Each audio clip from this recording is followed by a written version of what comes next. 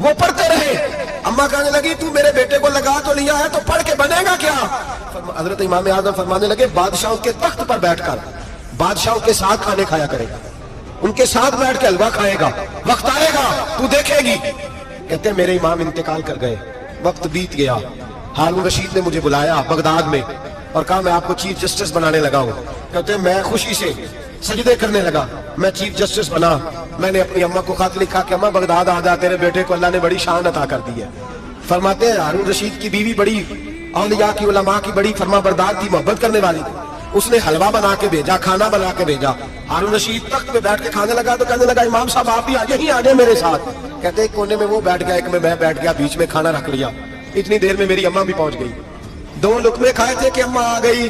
جب اماں نے مجھے تخت پہ بیٹھے دیکھا, ایک یتیم, ایک لاوارث, ایک بن باپ کا بچہ, وہ کل تک جو بہنوں کے لیے 4 دینار نہیں لا سکتا تھا, تخت پہ بیٹھ کے جب روٹی کھاتے دیکھا تو اماں تڑپ گئی, روئی, چیخیں ماری. میں نے کہا اماں کیا ہوا؟ کہنے لگی بیٹا مجھے تیرا استاد یاد آ گیا ہے.